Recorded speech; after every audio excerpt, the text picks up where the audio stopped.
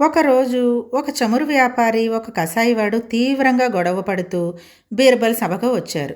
ఇద్దరూ ఒకే మాట చెప్పారు. మహారాజా, న్యాయం చేయండి. బీర్బల్ ప్రశాంతంగా అడిగాడు. అసలు ఏమైంది? ముందుగా కసాయివాడు మాట్లాడడం ప్రారంభించాడు. నేను నా దుకాణంలో మాంసం అమ్ముకుంటూ ఉన్నాను. ఈ చమురు వ్యాపారి చమురు అమ్మడానికి వచ్చాడు. నేను నా పాత్ర తీసుకురావడానికి లోపలికి వెళ్ళినంతలో నా నాణాల సంచిని తీసుకుని అది తనదని చెబుతున్నాడు. అంతలోనే చమురు వ్యాపారి కోపంగా అన్నాడు, అది పూర్తిగా అబద్ధం. ఆ సంచి నాదే. నేను నా డబ్బు లెక్క పెడుతూ ఉంటే ఈ కసాయివాడు ఆశపడి దాన్ని లాక్కోవాలని ప్రయత్నిస్తున్నాడు. ఇద్దరూ తమ మాటే నిజమని వాదించారు.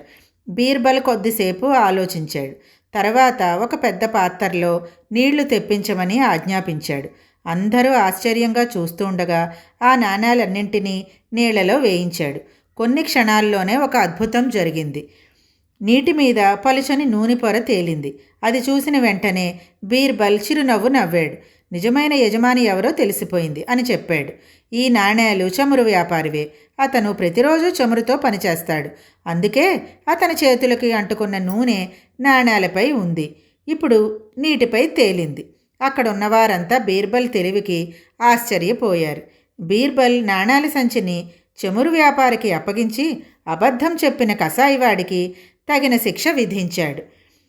దీనిలోని నీతి ఏమిటి అంటే, నిజం ఎప్పటికైనా బయటపడుతుంది. తెలివి, పరిశీలన ఉంటే ఎంత క్లిష్టమైన సమస్యనైనా సులభంగా పరిష్కరించవచ్చు.